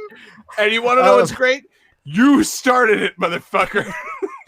You took your shirt off, David. Oh. Yeah, I know, I did. Yeah. Now I got my dick out. Ho, ho, ho. See, we knew that was going to happen. Yeah. But the stocking, my penis fills this entire stocking. Guys. Oh, wow. I was just about to say, I would show my penis in a stocking, but sadly, my stocking doesn't cover it. Well, I just spit all over my mic on that one. That was good. My penis is the size of several large apples and some walnuts. It's like a toddler holding onto a grapefruit. Oh, that's very, not proportional. That sounds awful. This is what you get for bringing Dark Universe back to the show, David. You son Dick of universe. a bitch. You get the Dick Universe. The last time we talked about Dark Universe, I asked, "What the fuck is the Dark Universe?" Yeah, can we? Oh, okay. Actually, hold on. Let me get to GameNet2.com and see if I can Google or Control F Dark Universe. It will reveal how long it's been very since we fucking confused talked about like the this. overall concept. I just want to say that I really hope the episode title is Dick Universe. Hell yeah! Episode 135, regular bonus. One of the tags: Belmont versus the Dark Universe, and episode 73, Rise of Dickbeard, Wonder Boy versus Dark Universe. Yes. God, We've 90 been on. episodes ago. It's so good to get Dark Universe back on the show. It's been a bit. Whoo, man, it's been nearly 100 episodes since we got Dark Universe on the show. Ooh, So, like, God. where are they with the Dark Universe? How are they doing with that? Like, how many movies now are part of What's the the Dark Universe? status? When are we getting that next Dark Universe? Like 100 episodes ago, we talked about the Mummy and how it's part of the Dark Universe. Like, how are they doing? Exactly. Seriously, okay, so yeah, we talked about Dark Universe, almost 2 years ago exactly, and then before that in August of 17, and we're still waiting on another Dark Universe movie? Allegedly, there's the COVID excuse is out the window. They should have had this shit in the can a long time ago. Allegedly, they're still doing an Invisible Man movie with Johnny Depp. I don't think that's going to happen because Johnny Depp. I mean, Johnny Depp's the perfect actor for the Invisible Man. They can just say he's in the movie. And Oh my Yeah, God! just Yeah. just have him ADR the whole thing. or no, when he does ADR and it's Mads Mikkelsen.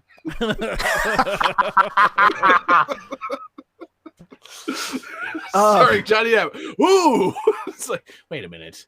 1, I don't see him, and 2, that sounds like Hannibal.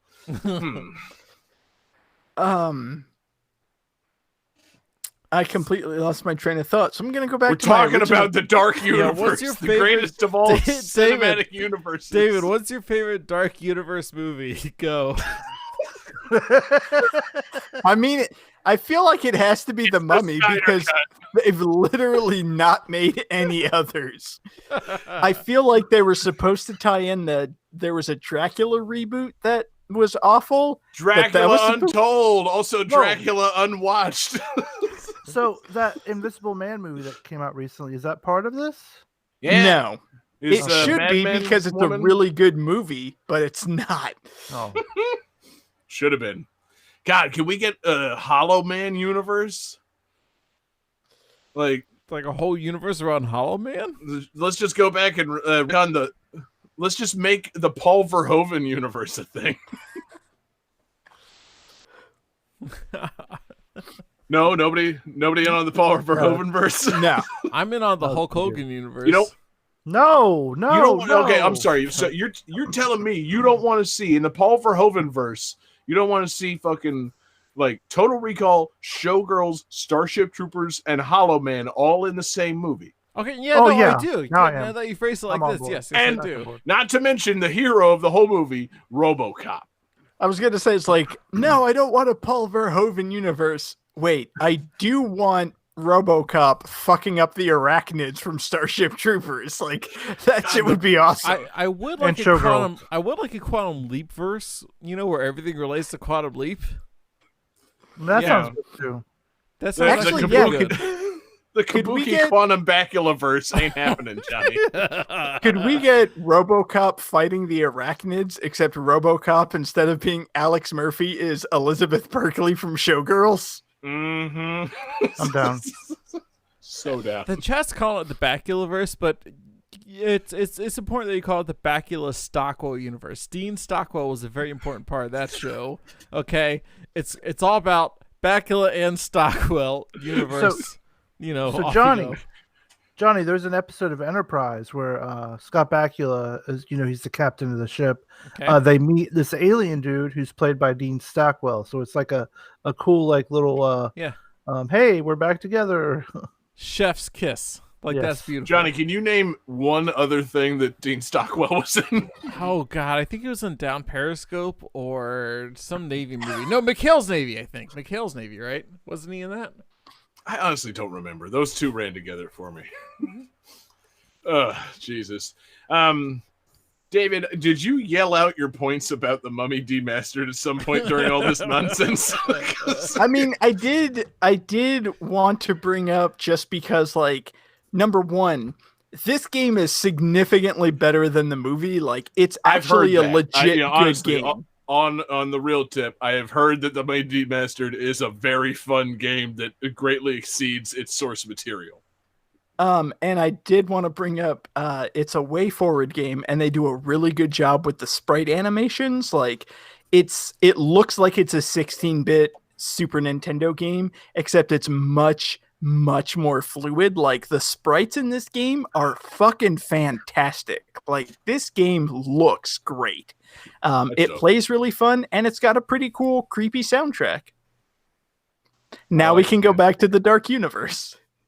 Yeah, so I mean, how do you fix the Dark Universe, David? You're the horror movie guy and the classic movie guy. What's the next step? What do you do to write? No! What do you do to write the ship? Are we not actually Calculating computer activated. Come in! I'm just trying to say that Yoshi's Cookie is pretty good, and you match cookies. Can I say that? Can I? No? Like, fuck, man. Scoring complete. This game's winner is John Regan. What? Oh, gentlemen. John and I tied, and I gave the point to me for the win. So No! I win on tonight's episode of Game That Tune. And I think for next week's theme... Run it again. Wait, Okay. recount. All right, hon. I'll do a recount. Here we go. Calculating computer activated. I'm just trying to say that Yoshi's Cookie is pretty good, and you match cookies. Can I say that? Can I? No? Like, fuck, man. Scoring complete. This game's winner is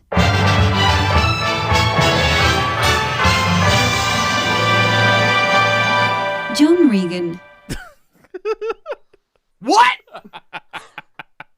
So, am I going to talk about, like, my pitch for the Dark Universe, or what? Yeah, honestly, already at this point. What? At this point, David, I'm more interested to know your way of fixing the Dark Universe than I am to know Johnny's theme for the next episode. No, Johnny, what the fuck, man? You gave it to yourself? Yeah, I haven't won in a while. I like to win sometimes. Really? Yeah. You sure you haven't won more recently than I have? Oh, God, is that true? Look, wins and losses matter in GTG. Yeah, no hold shit, on. baby. We're sports-based entertainment. No. You won the show. Congrats. Let's talk it out, baby. What do you want for your theme for your next episode? You earned it. All right, so next week, I would like to discuss games that do not feature sprites to kind of counter David's episode. Like tonight's episode is games with sprites. I'll talk about games with polygons and polygons exclusively. Nah, No? I don't like it at all. All right, John, what's your idea? Play the calculating computer. Okay.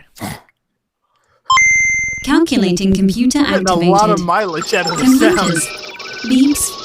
Boops. What the heck? Scoring complete. This game's winner is John Harrington. Yeah, that's right, babies. I never tapped. I did not submit. I did not lose a match to John Regan. It's a John Harrington classic win. My goodness. What an episode. What a low-scoring show. What a confusing ordeal this has been. You know, frankly, based on the amount of low point scoring and unwanted nudity in this live stream, Johnny probably should have won the show, but I'm happy to take it. So, you know, Johnny, I'll split the win with you a little bit. What were you thinking as a theme for the next episode of Game That Tune? You know, let me counter your offer here. If you pick the theme, I pick the bonus tunes. How does that sound? No, that sounds fucking terrible. Your bonus tune selections are notoriously awful. No, are you my kidding bonus me? my bonus tunes this week are pretty good. And you Johnny, you the will last enjoy time them. you picked bonus tunes, Yeah. you messaged me after the show to see if everything was okay because I was so angry about it. I promise. That's pulling back the fucking curtain. Like, I was promise. so mad that you played William Shatner bonus tunes on the this show is- that you weren't sure if it was a work or not. This is not on that level. Like that, you will like it. You will like it. I highly question that, but I'm curious to know what you have as bonus tunes, so I will apprehensively select a theme for the next episode. Yeah. Games Which is? Okay. in which you use Polygons.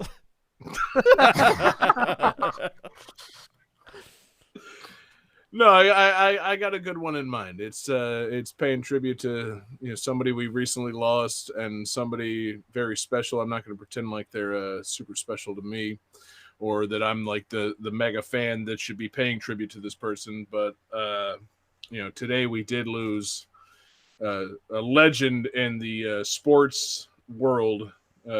Truly, Diego Maradona passed away today at the age of 60. Just fucking tragic news. Heart attack. Fantastic soccer player from Argentina, and he was a legend in Argentina. He was a god, quite frankly. He won the World Cup for them in '86. The Mano de Dios, aka the Hand of God goal, was maybe one of the most famous goals ever scored in World Cup competition. So I'm gonna pitch the theme. I want games in which you use your hands, and that is to say, I want games in which your character is going to do some punching, games in which your character is going to use their hands. I don't necessarily want just you to use your hands to shoot a gun. Obviously, if the game is like ship or vehicle based, no, I don't want to see that. I want to see characters that are going to get down in the nitty gritty, and and they're going to. The other characters in the game are going to get these hands. Games with hands is the theme that I'm pitching for the next episode. Johnny, you didn't win the episode, but I want you to sign off on this. Yeah, no, that sounds pretty good. I like that idea. What That's about cool. in some racing games where it shows your hands on the steering wheel moving? If you can show me that, I'd be happy to play it. Here's my idea is if that's the only mode in which you play that game where you see the hands, then yes. Get the fuck out of my theme, John. Okay. If you can show me the character using their hands and it's not to fire a gun or, let's think, because seriously, think about a first person shooter. Do you see the hands? No, you see the gun barrel. Sometimes. Seldom. That's the qualifier. Games in which you use the hands, not first person shooters. That's my theme for the next episode. Okay. What about a third person shooter? Jesse, I don't know how many ways I need to explain this, man. Well, if I you're don't using your hands in the third person shooter. I don't fire in guns. If they use their hands in Well, like other Gears ways, of then War, it's you more could than use welcome on the like show. the gun chainsaw thing. You're using a chainsaw with your hands. More than welcome on the show. I just don't want it to be strictly hands firing guns. Okay. All right. Johnny, sign off on this theme for me. Well, actually, I think Johnny, get the fuck out of my theme. Yeah. You stamp this shit, man, and can I get a PO number on this goddamn theme or what? What if? Okay. Jesus Christ. My last question. Here he comes with another question. My last one. What if it's like a pirate game and your pirate has two hooks for hands? Those aren't hands, motherfucker. They're hooks. Well, it's not his fault. He fucking the Kraken It is his got him. fault. He's a pirate. Okay, if the pirate can be proven to have lost his hands, He wasn't born with hooks. okay, yes. If the hooks are a congenital malformation of the pirate's hands, and he at no point had real hands, then yes, you can use that. But if that's not deep within the game's lore, I don't want to fucking hear about it. That pirate lost his hand in a fucking like a bet or to a crocodile or in like a fucking sword fight or some shit. I don't want to talk about it because that motherfucker sacrificed his right to be a part of my theme. Right. The to bear theme hand. is hands. Okay. Johnny, will you sign off on this thing already before Jesse questions it again? I'm signing off. Good. Yeah, all the signatures. There you go. I like it. It's a good theme. Gonna get these hands on the next episode of Game That Tune. Man, what a fucking show we've had tonight. What a whew. That's all I can say. What a show How's we've had that tonight. Brenner Branca doing? David, I could drink so much more of that Branca. The holidays. But I only have so many more articles of clothing to remove. So thank you so much for listening. Thank you everybody for watching along live with us. We're live every Wednesday night. We're on Twitch, YouTube, and Facebook. Search for Game That Tune. We're in your podcast device on Tuesday mornings. Check us out, Game That Tune, or anywhere you get your podcasts. Special thanks to the Patreon fans. We appreciate you checking us out on Patreon. We got a lot of fun stuff going on over there. We got GTT gyms, we got mixtapes, we got covered up, we got just tons of fun. We got our movie commentaries that Johnny's going to edit at some point. We recorded a Freddy versus Jason movie commentary the week before Friday the 13th, and then it's as of this recording Wednesday the 25th, and we never published it. Every writing chatbots, man. I'm just saying, we have a great idea of what it takes to be timely over there at patreon.com/GameThatTune. We appreciate you guys supporting the show. Appreciate you guys sticking with us and just giving us your vote of confidence. Thank you so much. Special thanks to the Superfan tier producers, Alex Messenger, Lance Revere, Damian Beckles, Bradford Stevens, Daniel Perkey, Taylor Weiss, Sam L., and Mork. Last but not least, Mork. I want to give a special shout out while we're here on the show to Very Good Music, a VGM podcast hosted by Bedroth, a fellow VGM podcast compatriot, a fan turned VGM podcaster himself, who did a fantastic episode this week, a double episode, just paying tribute to all the fantastic VGM podcasts out there. It was a great love letter to the community of VGM podcasts, and he had several people on the show to talk about their favorite shows. He had Muddled Madness, our Patreon superfan, on there to talk about Game That Tune. And it was just a really nice show, and I really feel like it did a lot to build the community and really just, to give thanks. As a Thanksgiving theme, as far as Thanksgiving theme goes, it was a nice show of community and thankfulness for all the VGM podcasts out there. So we want to thank Bedroth for that fantastic episode. Go check out Very Good Music, a VGM podcast. You can find that in any podcast device or at VGMpodcast.com, a website that Johnny made that makes it possible to listen to all VGM podcasts. And let's see. Thank you to our requester tonight, David, who made the requests. So the request came from our Discord, and it actually came from two super fan tier producers, Damian Beckles and Taylor Y. Thank you both so much for that request. Double rank. What a fantastic request it was. Go to Patreon if you want request priority like those guys have, or just make your requests with us in our Discord server, or hit us up, gamethattune@gmail.com, or find us on Twitter at gamethattune, or you can find us individually on Twitter. I am there at jgangsta187. You can find John Regan on Twitter at JP Regan JR. You can find Jesse Moore on Twitter at Sega_legend. And you can find David Fleming on Twitter at DFD Fleming. All right, guys. So we're going home with bonus tunes. Well, you I don't skipped Jesse. No, you didn't. Oh, okay, No, he sorry. didn't. I truly didn't. All right, my bad. Motherfucker, I host this show. I know what I'm doing. And with that said, I don't know why I'm allowing you to possibly introduce your bonus tunes. I don't like this. That is an Johnny? evil laugh if I ever heard one. What bonus tunes do you have to take us home? So I've been waxing nostalgic for the Eskimos lately. So I have, from their Valentine's Day 2006 bootleg. Their cover of That Thing You Do. Nope. You don't have that. You don't have that at all. All right.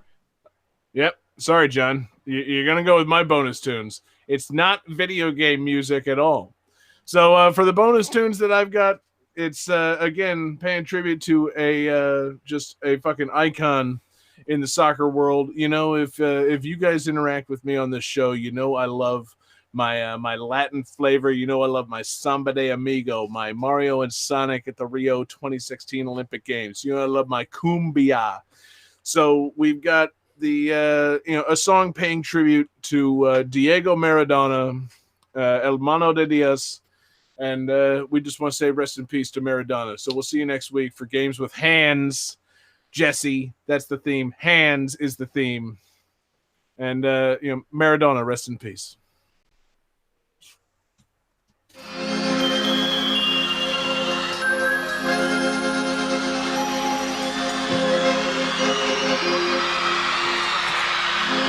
En una villa nació, fue deseo de Dios crecer y sobrevivir a la humilde expresión, enfrentar la adversidad, con afán de ganarse a cada paso la vida.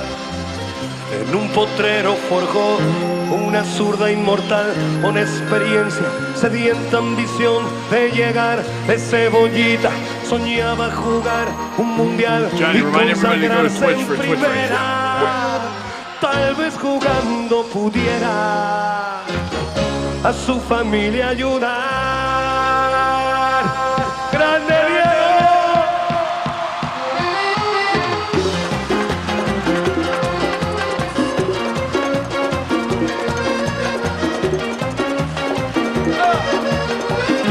Para el más grande del mundo,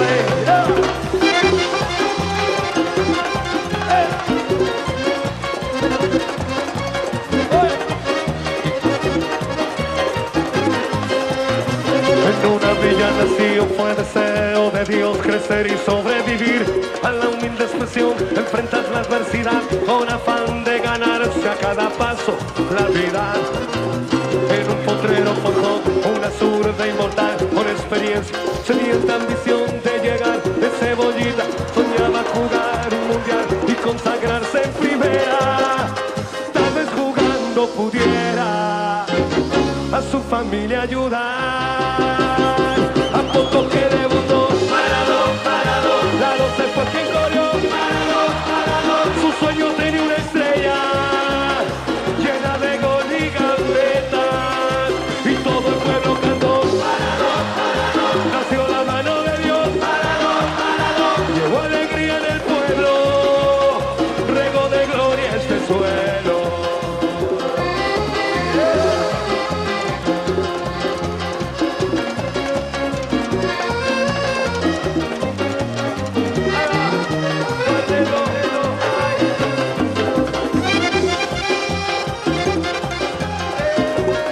Para el número 1 del mundo.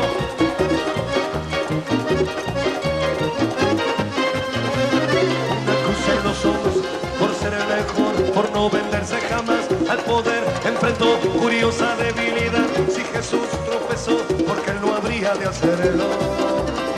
La fama le presentó una blanca mujer de misterioso sabor y prohibido placer en su actual deseo. Dios anda otra vez involucrando su vida, y es un partido que un día el Diego está por ganar. A poco que debutó, parado, la 12 fue quien corrió, parado, su sueño tenía una estrella llena de gol y gambetas, y todo el pueblo cantó, parado, nació la mano de Dios, parado, hubo alegría en el pueblo, lleno de gloria este suelo.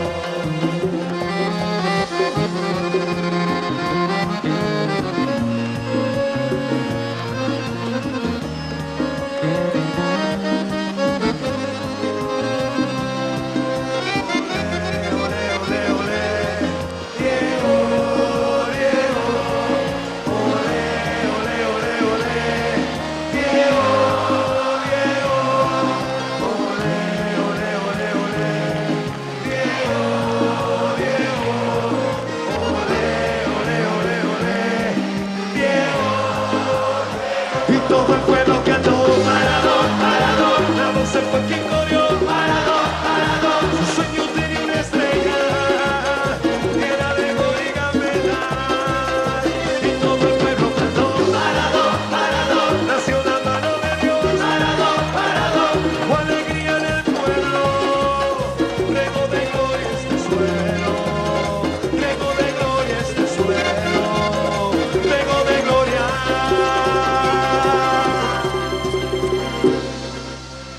¡Te quiero, Diego!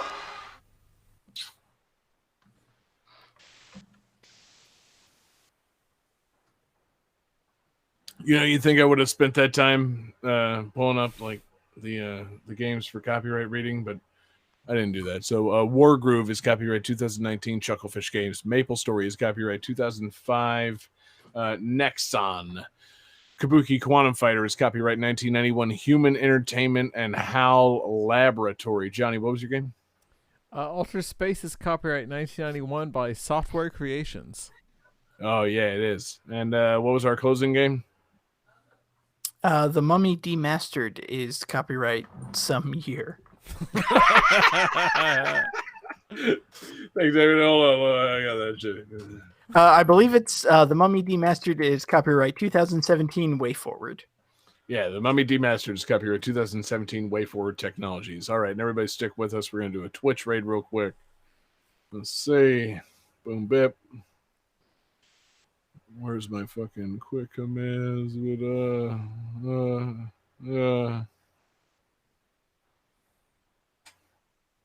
That was a really fun show, you guys. Yeah, it was. Yeah, it was. Just getting real drunk before Thanksgiving. It's the best. Jesse, you say Jay was online? Yeah, he is. Jay Muse, just chatting, baby. All right, everybody, stick around. We're going to sign over to Jay Muse, Jay and Silent Bob, for our Twitch raid tonight. Hell yeah. Peace out. We love you, motherfuckers.